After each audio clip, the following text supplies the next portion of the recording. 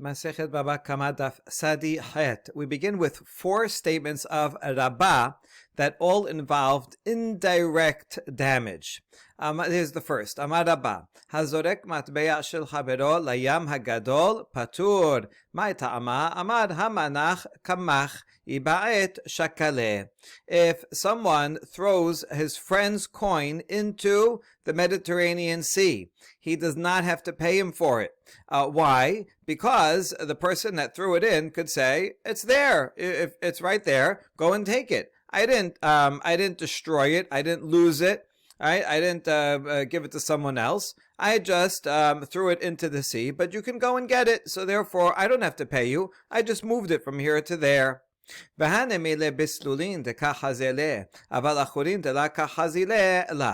this is true only if it's clear water, where you can see it right there, and so yeah, he's going to have to get wet a little, but the owner can just go right there and see it and take it. But if the water is murky and you can't see it, how are you going to find it in the bottom of the sea? It could be anywhere. Well, then that's really, really lost. In that case, Rabbah would agree that the guy who threw it into the sea totally stole it and is responsible to pay.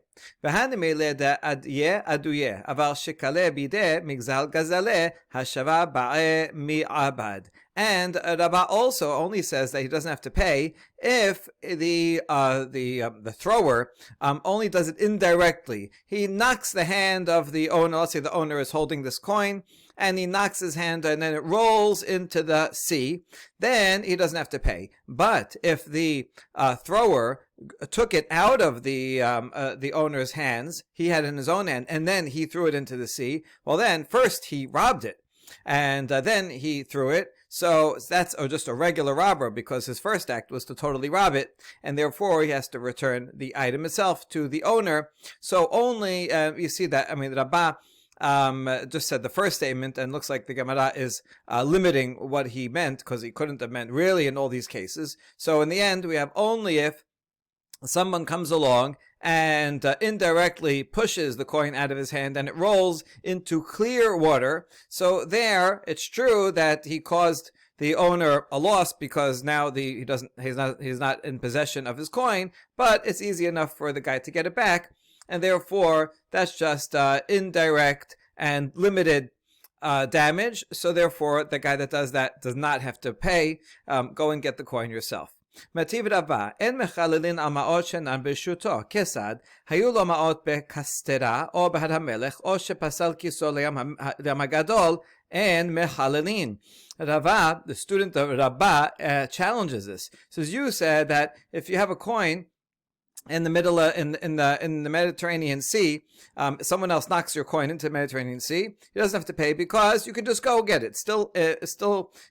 You still have access to it, so it's still kind of like it's in your possession. It's just you have to walk a bit, maybe get a snorkel or something, and go ahead and get it. But the challenge comes from a braita regarding Maaser Sheni, that when you have Maaser Sheni fruit and you live far away from Jerusalem and you want to redeem the holiness of the fruit into the money. So you have to have the money there with you, and you cannot deconsecrate fruit onto money that is not in your possession, right? If the money is somewhere else, that's no good. And then but I had to give some examples. If it was in a fortress or the King's Mountain, these are places referring to the mountainous area of Judea. So in a fortress somewhere that's far away, that's hard to get to. So you do own a coin, but it's somewhere over there.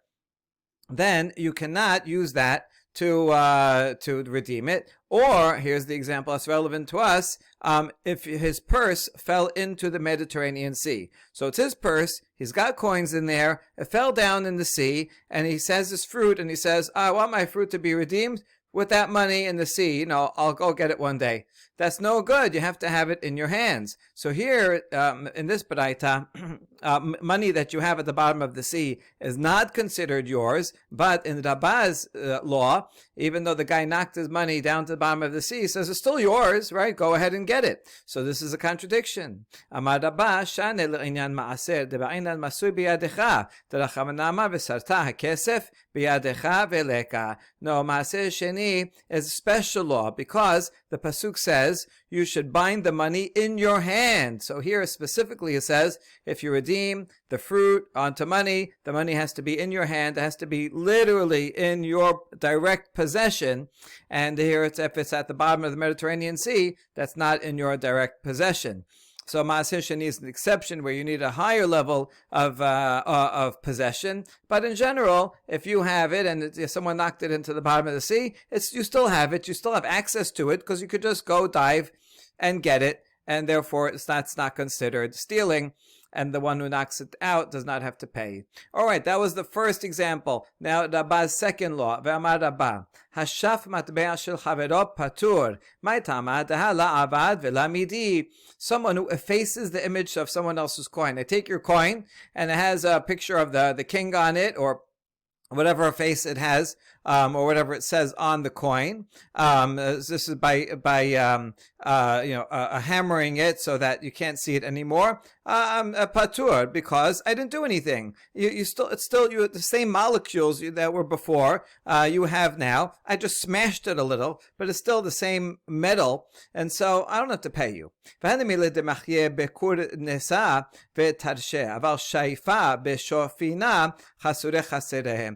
here also we limit Rabba's rule. You can tell that the second statement is a commentary on the first. Rabba's law, his own law, is in Hebrew. Hashaf matbe'a shel chavero patur. That's all he said.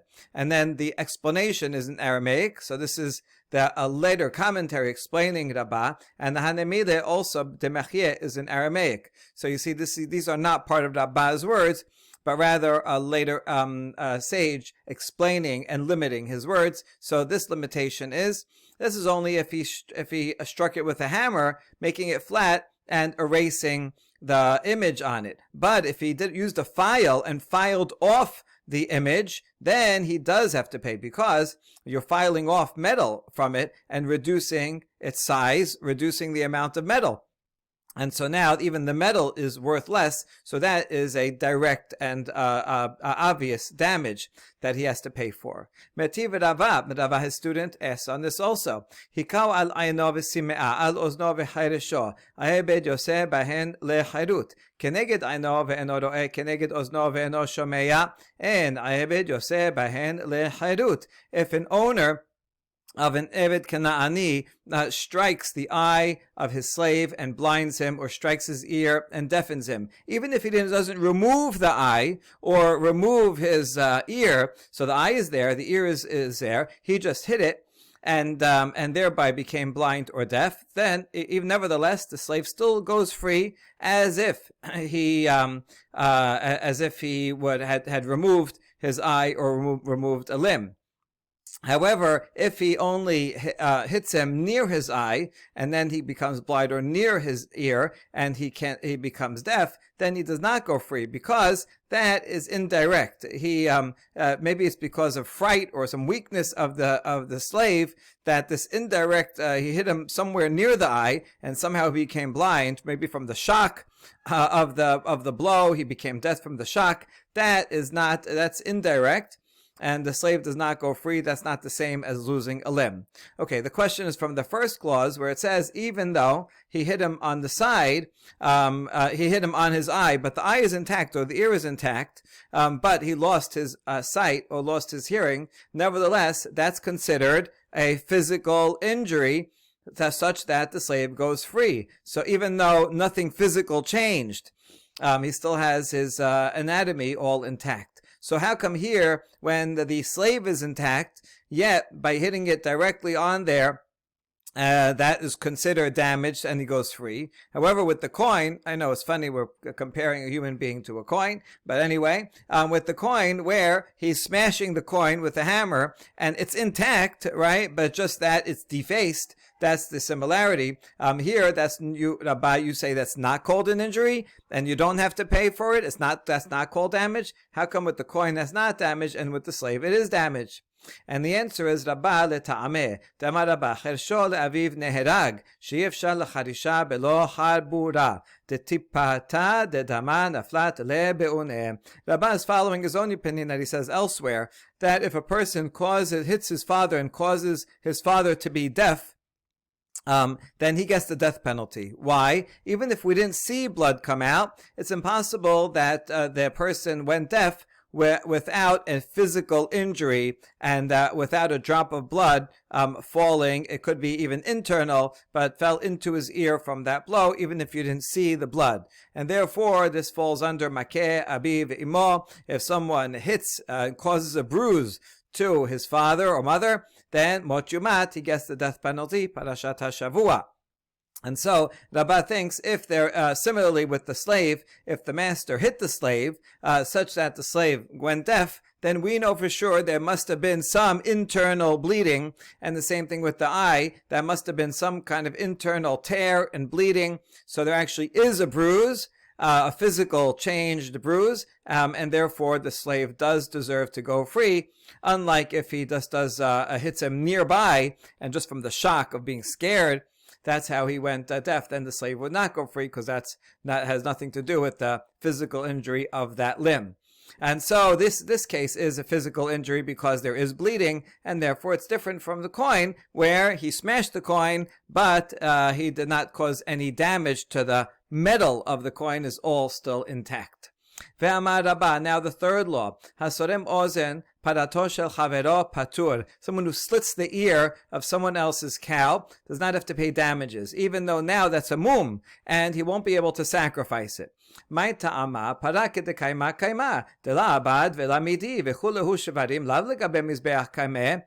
Because the cow is still there, it's still intact, and it can still be used to work in the field or to milk and whatever else you want to do with the cow. He didn't do anything to it. And not all oxen go to the altar to be sacrificed. So even though it's true, this ox no longer can be sacrificed, so what? It still can be used for everything else. So you want to give a sacrifice? Pick a different cow. Pick a different ox. You don't have to use this one. So this is just a minor inconvenience that he can't use it for this thing anymore. So this slitting of the ear is not considered a physical damage that diminishes the usefulness of the cow. It doesn't have to pay. Mativ Rabbah osim melacha b'mei chatat u'prat chatat patu midinei adam v'chaya b'dinei shamayim. Melacha hu de la minkar hezekah aval sorem de minkar hezekah chinam midinei chayev b'dinei adam. Rabbah, the student of Rabbah, challenges this law also from a braita that says if someone makes use either of mechatat, that's the paraduma waters, or the para aduma itself while it's still alive. See, a para aduma animal is not allowed to work. You can't make it carry things or pull things. Otherwise, it cannot be used as a para aduma anymore. Also, the waters themselves that are prepared, you can't use as a weight or something. Otherwise, they're no good. So in this case, this guy took this para aduma and he used it. He made it work. So he does not have to pay in court, right? Someone owns this para aduma, and it would have gone for a lot of money if he could use it. Now he can't use it as para aduma anymore, and nevertheless he does not have to pay money in the human court, although he is liable in the heavenly court. He did do something wrong. Now we'll analyze the work that he did. By doing work for making it do work, that is not a noticeable damage. If you look at the cow, before it carried something and after it carried something, it looks like the very same cow, molecule for molecule. You couldn't tell any difference. You can't see any damage. And so this would be the case where that's why he doesn't have to pay money, because there's no noticeable damage here. What am I paying for, right? Just because the status, now you can't use this paraduma, you can't make me pay if there's no physical wound. However, if he would slit its ear, then that is a physical wound. So we can infer from this braita that he's only not liable in the hands of man to pay when there's no physical wound. But if there was a physical wound and slitting the ear counts as that, then he would have to pay. This contradicts Rabbah that slitting the ear of a cow, he does not have to pay because it can still work just as well. But why not say that if that was true? Why not say that here in this baraita that not only if he works it, even if he would slit its ear, he would still be patur medinei adam? And the answer is Amreh hu adin dafilu sorem patur. You're right. Even if he took this paraduma and slit its ear, still it would be patur, because you could say, go let it work in the field, right? Who said it has to be a para aduma? The reason why it chose only to mention a case where he makes it work, and not when there's absolutely no physical harm done to it at all, is to give us the chidush that even though he only made it work, and there's no noticeable damage, nevertheless, he is liable in the hands of heaven, right? He did do something wrong, and though he doesn't have to pay, he did make a sin. The fourth and last statement of Rabbah, hasoref shetaro shel chabero patur. Someone has an IOU that he's holding, he's going to use it to go collect money from someone, and then I go and I burn that IOU. So Rabbah says you don't have to pay. Why? I can say, let's say I burnt your IOU. I can say I just burnt a piece of paper, right? What do you want me to pay? How much is that piece of paper worth, right? 3 cents? Okay, here's 3 cents. So I can't be liable to what's written in it. I just burnt a piece of paper. Matkif Ladami Bar Chama Hechidame. So Bar Chama challenges Rabbah and says, well, what is the case? If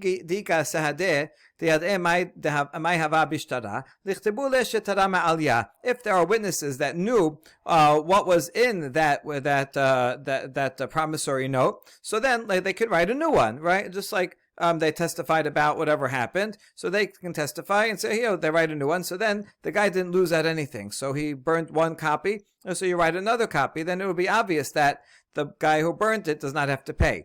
So that can't be the case. But if there's no witnesses, then how can we know what was in it? And therefore, the one who burns it should have to pay, because now the guy's going to have no proof and won't be able to collect his debt. And you caused that damage. So the burner who should have to pay. Rava says, even if it's a case where the guy who burnt it agrees, he says, yeah, I trust you. How much was that document worth? Right? What was the IOU for? Oh, it was to collect $1,000. The guy who burns it says, yeah, I agree. It said $1,000 in there. Nevertheless, he has a right to say, I'm not paying you for it. I didn't burn $1,000 of yours. I didn't burn $1,000 worth of merchandise or currency. I just burnt a piece of paper, right? Someone owes you. I don't know. Go find a way to collect it yourself. It's not my problem. And so it's not about knowing what was in the document, even if the guy burning it agrees that he burned an IOU worth that said $1,000. Nevertheless, is too indirect. He just removed your proof and ability to collect it from someone else. But ultimately, it's only a piece of paper. Amar Rav Dimi bar Hanina, had Rabba machloket Rabbi Shimon v'Rabbanan hi. Rabbi Shimon damar davar hagorem lemamon kemamon dame michayev. L'Rabbanan damre davar hagorem lemamon lav kemamon dame la mechayev. Rav Dimi bar Hanina says that statement of Rabbah, that if I burn your IOU, I am not liable, is actually the subject of a machloket between Rabbi Shimon and Rabbanan. Rabbi Shimon would not agree with Rabbah. He's a Tana, so Rabbah would not agree with Rabbi Shimon. And Rabbi Shimon says something that leads to money is like money, right? Even if it's a second step causation, if it will lead you to being able to collect money, then that's the same as money. Therefore, this IOU, even though it itself is not currency, but it gives you the ability to collect money. So if I take that away from you, so I'm taking away something that you can use to get real money, that's the same as money. It's like a check. A check is not money itself, but it's a promise that you can use to go to the bank. So it's kind of like money. And therefore, if I rip up your check, then I am liable. So Rabbi Shimon would say in this case, you are liable for burning his IOU. But according to Rabbanan, they say that something that leads to getting money or a financial loss is not like money. It's not the same. This is just a check. It's just an IOU. It's not really money.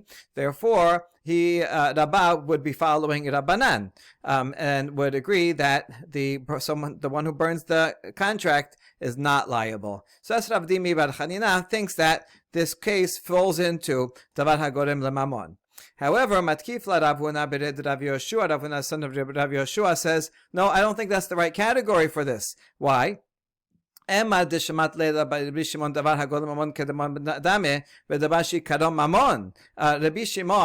only thinks that something that causes money is the same, has the same status as money, if it's something that in its essence has monetary value.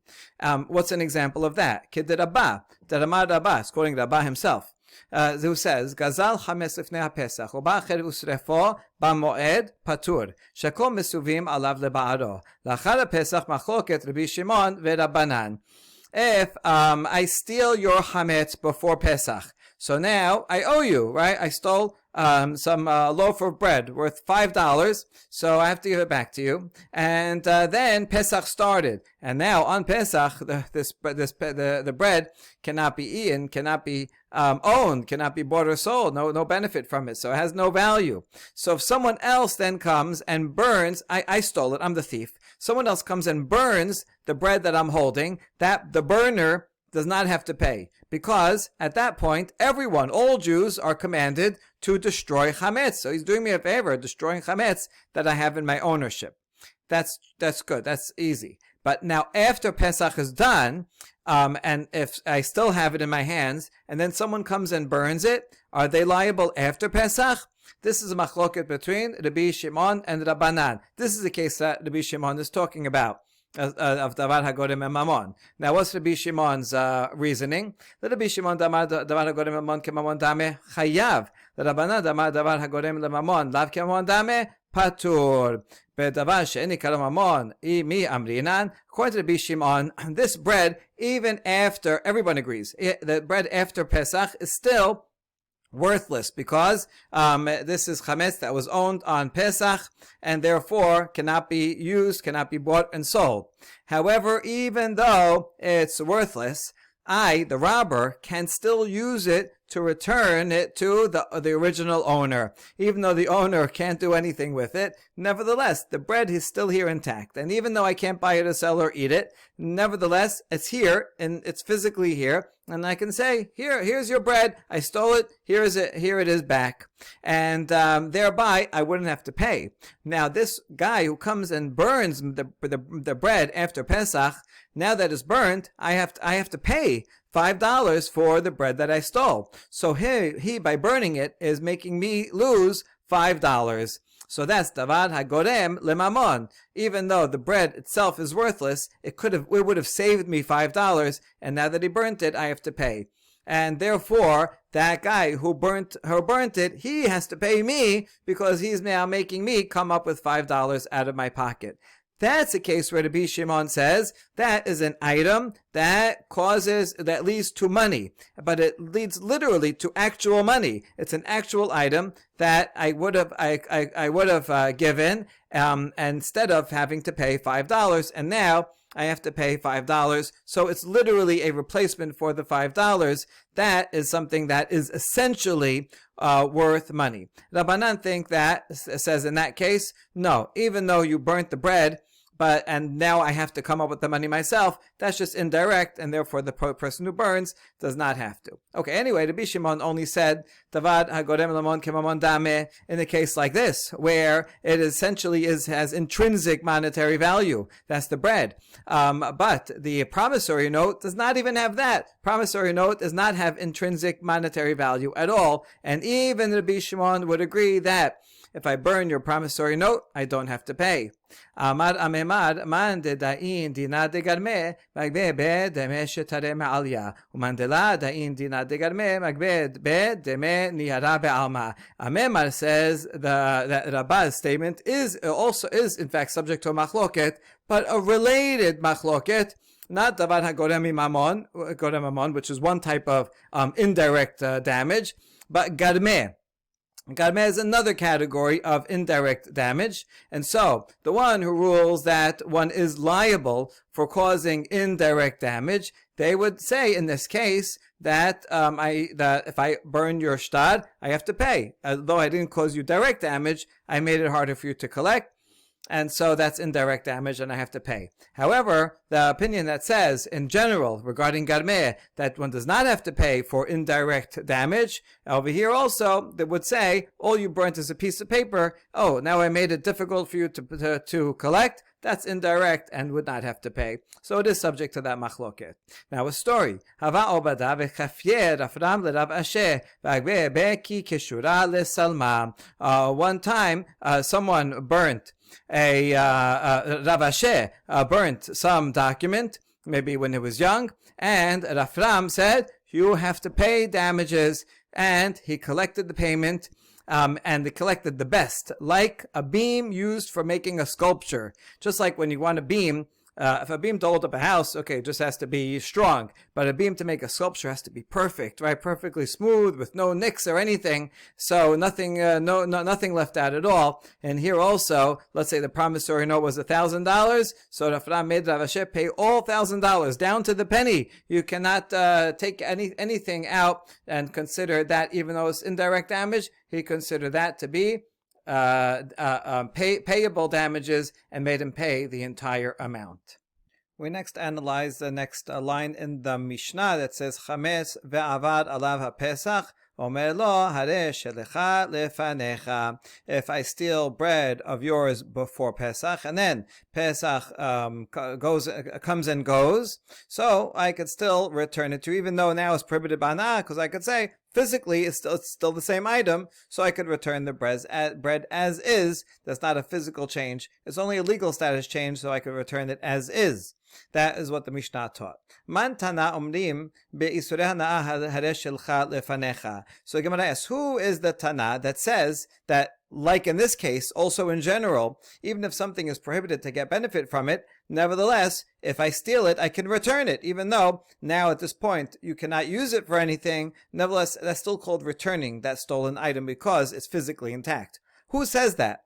Amar Rav Chisda, Rabbi Yaakov hi detanya. Shor shemit ad shelo nigmar dino mecharo machor. Hikdisho mukdash, shechato besaro mutar, hecheziro shomer libalav muchzar. Meshte nigmar dino, mecharo eno machor. Hikdisho eno mukdash, shechato besaro asur, hecheziro shomer libalav eno muchzar. Rabbi Yaakov omer, af meshte nigmar dino, hecheziro shomer libalav muchzar. So Rav Chisda says, the author of this Mishnah and all other cases that where what one is permitted to return something that is prohibited by hana'ah if he stole it, Rav Chisda says that is the minority opinion of Rabbi Yaakov. Where do we see his opinion? In the following Braita. First, Tanna Kama says, if someone owns an ox and that ox killed someone, now that ox eventually is going to be taken to court, and the court, if it decides that yes, it is a murderous ox, it will give the ox capital punishment. But so far, it hasn't gone to court. So he has this ox and it killed someone, and before it went to Bet Din, the owner sells it. He sells someone else for $1,000, gets the money, it's a valid sale. Or he makes it Hekdesh. It's valid, Hekdesh, and then that's it. The shor will go and be consecrated. If he slaughters it, he can eat it. The meat is kosher because there's no verdict yet, so it's still a permitted animal. And if a shomer had it and it went and killed while it was in the hands of the shomer is responsible to return the ox because he's only watching it for a while, so he can return it and say, here, I'm returning it, even though eventually it will be tried and then it will be killed, but nevertheless, right here, now, it's right here, it's still innocent till proven guilty, and so he gives it back and it's considered returned. However, if it already went to trial and there was a verdict that said you have to stone it, but it wasn't stoned yet, and at that time the owner tries to sell it, it's not a sale, right? Because at this point, it's asur behana'ah. If he tried to make it hekdesh, it's not mukdash. It's asur behana'ah. It's not his to make hekdesh. If he does shechita, the meat is not kosher because a shor haniskal, a shor that is already there's a verdict that it will be killed, is asur behana'ah. So he can't get benefit from it. Can't eat it. And if the shomer still has it at that point, he can no longer return it to the owner. He'll have to pay the owner if he was negligent. So it's not considered returned. All that is Tanna Kama. However, Rabbi Yaakov says, even after the verdict has been given. Rabbi Yaakov thinks that he disagrees regarding the last case. If the shomer has it and returns it, it's considered returned. You see that Rabbi Yaakov is the one that said, even regarding isurei hana'ah, although it's prohibited for any benefit, still, if the shomer returns it, that's considered a return. Same thing with a robber. If a robber steals a chamesh shavad alav pesach, or a shor that is prohibited, or any such cases, as long as the robber returns it as is intact, even though it has a new legal status of asur b'hana'ah, nevertheless, that's fine. So the author of our Mishnah must be Rabbi Yaakov. My love, v'hakami palget, Rabbi Yaakov sabar omrim b'isurei hana'ah hareh shelcha lefanecha, v'Rabbanan sabre en omrim b'isurei hana'ah hareh shelcha lefanecha. Isn't that the proper interpretation of this baraita? And this is the subject of their machlok. Rabbi Yaakov thinks, regarding something that you cannot, or is prohibited from benefit, still you can return it as is, and so that's considered a valid return. And Rabbanan say, no, not so. So isur hana'ah, you cannot return it. And therefore our Mishnah would be only the opinion of Rabbi Yaakov against Rabbanan. Amar le Rabba lo dekul amamrin b'isur hana'ah hareh shelcha lefanecha timken niflegu b'chametz b'pesach. Rabban says, no, I don't want to limit our Mishnah to be only the opinion of Rabbi Yaakov. In fact, everybody agrees that even if something becomes prohibited by hana'ah, still the robber can return it, because otherwise they should have been arguing with chametz sherav alav pesach. You see, they're only arguing regarding a shor that killed someone and before the verdict and after the verdict. So that's a different case. If it was going to be clearer that isur hana'ah is the subject matter, then it should have included the example of chametz that becomes prohibited on Pesach. Ela amar Rabba hacha begomrin dino shel shor shelo befanav kami palge. Rather, Rabba says this baraita regarding the shor, the subject of their machloket is about whether bet din can judge an ox without the ox being present. To judge a person, the person has to be present, because that way he can defend himself and say, no, it's not true. You can't judge a person in his absence. How about an ox? So, Rabbanan sabre, en gomrin dino shel shor shelo befanav. Rabbanan say, just like you can't judge a person not in his presence, so to an ox, even though the ox isn't going to say anything and doesn't know what's going on. Nevertheless, we compare the two, and you have to. Damar le I it te nihale hava ma'arikna le'agma hashta mesarte biyad man de la masena lashtoe dina behade. So that's why Rabbanan make a distinction in the baraita above, between before the verdict and after the verdict. The owner of the ox can say to the shomer, right? It killed while it was in the possession of the shomer. So the owner can say, listen, if you had returned it to me before sentencing, then I could have hidden the ox in the marsh, and the bet din would not have been able to judge it, and then I would have kept my shor safe. Now that you gave it handed it over after the sentencing, you basically just handed it to the bet din to be killed. Nothing I can do about it. I can't litigate anymore. So therefore you caused me a loss. Even though the loss would have been by finding a loophole of hiding the guilty ox, nevertheless, this is still a loss, because there's a difference. If you gave it to me before, I would have hidden it, so that would be considered a valid return. Now that there is a verdict, it's an invalid return, because now I can't hide it anymore. That's why Rabbanan said that the shomer has to pay for it at this point. He returned it too late.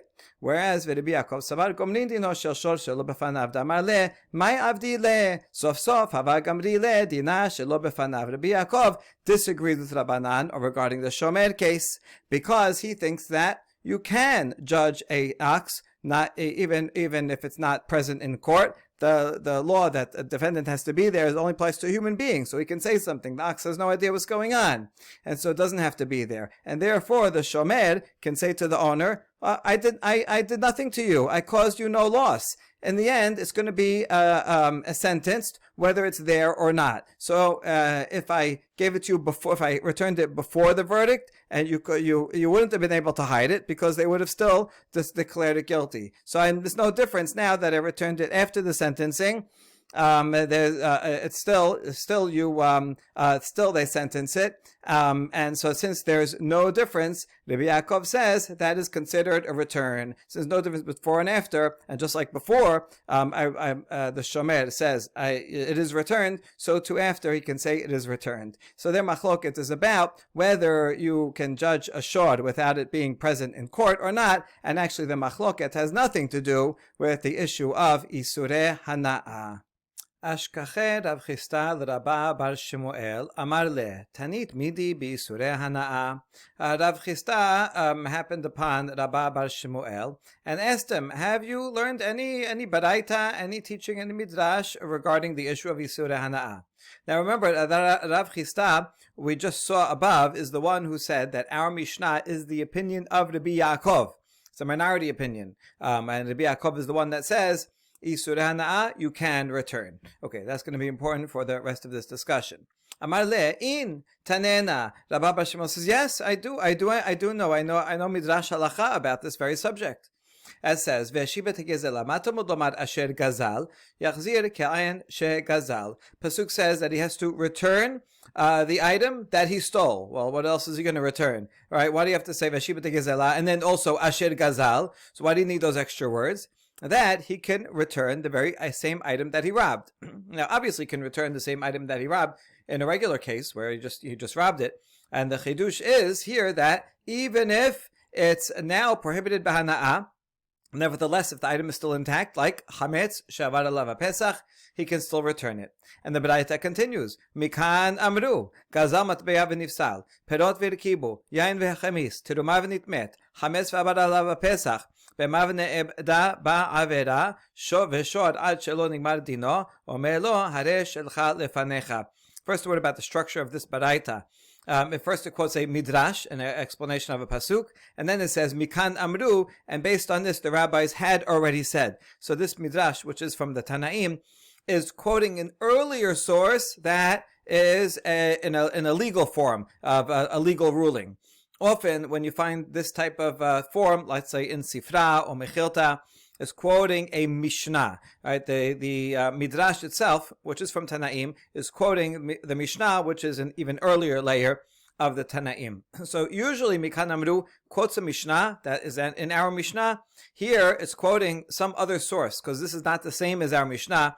In fact, it doesn't agree with our Mishnah. So this is a record of some proto-Mishnah or some earlier or divergent source of law that the Midrash is proving. Okay, this version here says if someone stole a coin and then it was invalidated, or he stole fruit and it went rotten, or wine and it became vinegar, or teruma and became tameh, or he stole chametz and then Pesach passed, or he stole an animal and then it sinned, and was decided that it has to be killed. Veshor and an ox before a verdict, even before a verdict is decided, or only before a verdict is decided. In all these cases, the thief can return the item as is. You see, in this baraita, the Mishnah would not agree, because this baraita is mixing together physical changes like fruit that went rotten, and teruma that became tameh, which is not a physical change but also only a legal change. And according to this baraita, the thief can return anything. So this is the baraita. See, we have a source now for an opinion that says things that are asur b'hana'ah, which are some of the things on this list, one can return. Now the Gemara analyzes. Man shemat leh de'amar ad shelo nigmar dino in, meshe nigmar dino la, Rabbanan. V'katani hametz ve'abar alav pesach omer lo, hare shelecha lefanecha. Now, who is the opinion that says that someone can return the shomer, or a shomer who's watching an ox goes and kills someone, that the shomer can return it only before the verdict, but after the verdict they cannot? That is Rabbanan. And so therefore, this baraita also says that the robber can return an item only before the verdict, but not after the verdict. So you see that this whole baraita is the opinion of Rabbanan against Rabbi Yaakov. However, look, in this Baraita, it mentions Chametz v'avar alav Pesach, one can return it, which means that this is the opinion of Rabbanan. Everybody, this is the majority opinion, thinks that Chametz v'avar alav Pesach, one can return. And this is all based on Rabbah Bar Shemuel's Baraita, but this is in contradiction to Rav Chisda, because Rav Chisda was of the opinion that Rabbi Yaakov in this Baraita regarding a shor is the author, is the same opinion as our Mishnah, and only he thinks that Chamesh al Pesach you can return as is, and Rabbanan would disagree. But here you see that Rabbanan are the ones that say Chamesh al Pesach is good, which means Rav Chisda's analysis of this is not consistent with this Baraita. It's a big problem. So Rav Chisda responds, Amar le imashkacht lehu la tema lehu midi. So Rav Chisda tells Rabbah Bar Shemuel, listen, if you see the other sages, don't tell them anything about what we just discussed. Don't tell them this Baraita and this proof that would disprove me. I'll be embarrassed about it. Not that he should lie, but that he doesn't have to go and announce and publicize the fact that Rav Chisda said something that is against a Baraita. In this Baraita, we just mentioned that if someone stole fruit and then afterwards it became rotten, still the robber can return it. Hold on, this is a contradiction to our Mishnah.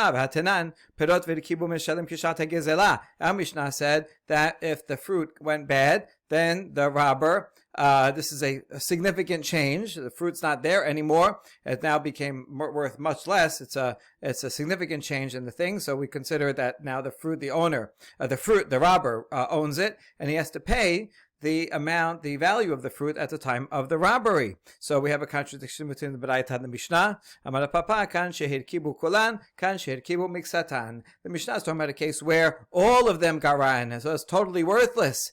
There, the robber has to pay the original amount. But if only some of it got rotten, but most of it's still okay, so then the robber can return it as is, even though it's not as good as when he bought it, and some of them are rotten, but some of them are edible, so it's still considered intact, and he can return it as is.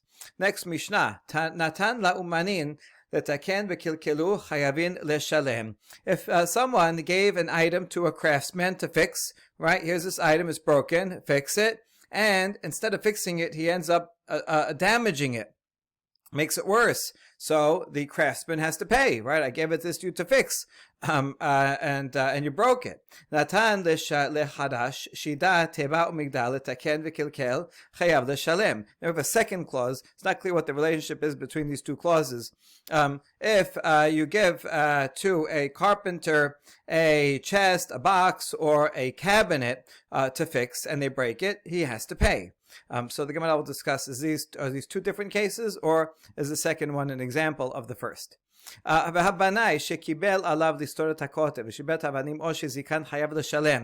you pay a builder to demolish a wall, the expectation is that he'll take down the wall, but leave the bricks intact.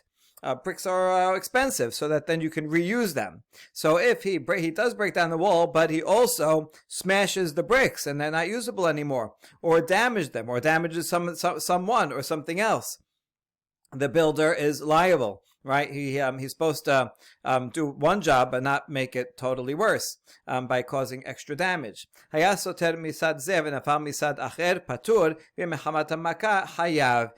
the builder to demolish one side of a wall and then he demolishes the other side also, then the builder is not responsible because he did did his job. He knocked down one wall. Turns out the other wall was leaning on that one and needed it for support. But the builder did his job. It's not his job to be an engineer and an architect. He did what was told. However, if the other wall fell because of the force of his blow, right, his hammer blow or his axe, and he knocked it, that means he hit it too hard. He hit it with enough force that broke both of them. There, the builder directly broke the other wall that he wasn't supposed to break. In that case, the builder is liable. Gemara analyzes. Amar Rav Asi. Lo shanu ela shenatan lecharash shida teva migdal linos bahen masmed v'nas ben masmed v'shiberan. When the Mishnah says that the carpenter is liable. That's only if you give him a finished item, right? Like a chest, a box, a cabinet, some kind of finished furniture, and you ask him to fix it by putting in a nail or two, and he puts in a nail and it breaks. So I give him something that, okay, it was a little bit broken, but it was intact, and now he breaks it, he has to pay. אבל נתן לחרש אסים לעשות שידת טבע מגדל, ועשה מהן שידת טבע מגדל, ושיברן פטור. But if you give the carpenter raw wood to make a chest, a box, or a cabinet, and he builds a chest or a cabinet, but then it breaks, so he doesn't have to pay that full value, but rather only the damage to the wood. The difference is that when you give him something that's already made, then so now he breaks it, so now you're worse off than you were before. So that makes sense that he has to be more careful. He has to know to be careful with an item and not break it in trying to fix it. However, regarding the wood, so once the carpenter takes the wood and turns it into a cabinet, so the idea is that the carpenter actually acquires that cabinet, because it wasn't there before and now it exists. So he created the cabinet, and therefore he owns the cabinet, and now of course the other guy paid for it, so he's going to have to give it, but in the meantime it's the carpenter's cabinet. So therefore when he then breaks the cabinet, he's breaking his own cabinet, and so now it's just back to what it was, which is raw wood. Now the wood may be damaged because now it has a bunch of nails in it and is cut and whatever, so he has to pay for the damage to the wood, but that amount will be much less than the difference between a finished cabinet and raw wood. Right? My ta'ama. So what's the reason for this? Uman koneh b'shevach keli. Ravasi says, here and in general, a craftsman acquires by enhancing the vessel. If he takes the vessel and makes it was worth $100 before as a semi-broken cabinet, and then he fixed it, and made it better, or rather, better example, if he takes raw wood that's only worth $10, and he turns it and he enhances it and makes it something better, and now from $10 now it's worth $100. That's his ownership until such time as the customer comes and pays for it and takes it. Then it's a transfer. It's kind of like since he made it, he owns it, and now he sells it to the customer who only provided the raw wood. So yes, if there's improvement, then he owns it. But in the case of the cabinet that's already made, but just is a little broken, so there, the carpenter just broke it. He didn't improve it. He didn't make the cabinet, and therefore he has to pay for the entire value of what he broke. Okay, now contradiction to Rav Aseh. Tenan, natanu manim v'kilkilu chayvin l'shalem. My love the yahiv lu asim.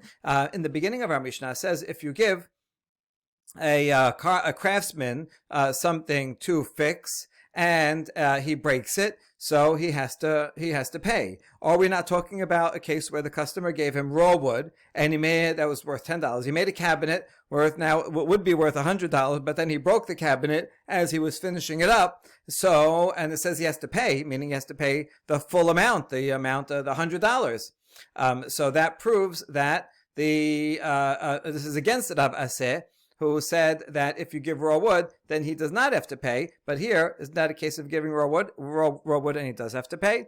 And it says, no, lo, shida teva migdal. That clause in the Mishnah is talking about when you give him finished product, a full cabinet that happens to be broken, and then he breaks it. So that's what that first clause of the Mishnah is talking about. Challenge. The second clause of the Mishnah says if you give a carpenter a chest, a box, or a cabinet. So that case is already addressed in the second clause. Therefore, the first clause must be talking about where you give him plain wood. No, the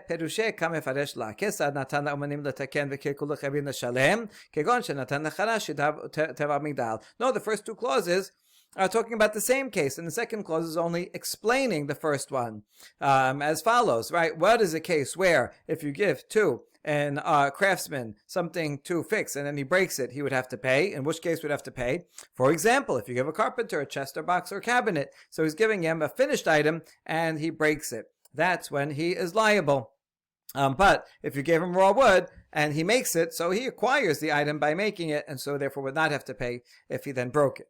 And in fact, this reading, we're not just backing into it because we have to, but it actually is the reading that makes the most sense in the wording of the Mishnah. De kesad ketane, de salkadatech resha esim, hashta shminan esim chayvin leshalem, velo amrinan uman kone b'shevach kelim, shida teba migdal mibaya. Makes sense to read the second clause as a kesad explanation of the first clause, because if you think the first clause is in fact talking about giving raw wood, well then, if the Mishnah already taught in the first clause that when you give the carpenter raw wood and he makes something and then breaks it, he has to pay, and we don't say that the carpenter acquires it when he makes it, right? See, if he doesn't acquire it and the owner of the wood owns the everything that happens to the wood, and so therefore the owner owns the cabinet even while the craftsman is still in his hands and he's making it. So therefore, when he breaks it, the craftsman should have to pay the whole thing. So if I know that the craftsman is liable even when he's only given raw wood, then I wouldn't need the second clause. All the more so he is liable when he's given a full cabinet. So the second clause would be superfluous if the first clause was talking about raw wood, and therefore it makes sense to read the second clause as an explanation of the first clause. But with them, we reject this proof. That that's not an absolute reading. It's possible to read it the other way. Because it could be that it needs to have the second clause talking about when he gives them a cabinet, so that we learn that the first clause is in fact talking about wood. Because if you only had one clause, only the first clause, then you think, oh, that clause is talking about when he gives them a cabinet. But if he gave him wood, then he would not be liable. So therefore, so that's why I need the second clause to tell me in a case where he gives him a cabinet, the craftsman is liable. So then I know that case is covered in the second clause, and therefore the first clause must be something different, must be wood. And even so, even though I only gave him raw wood, he is liable. So that is a possible reading of the Mishnah. Therefore, the Mishnah does not prove one way or another. And next off, we'll continue to challenge the ruling of Rav Aseh. Baruch Adonai Leolam. Amen ve'amen.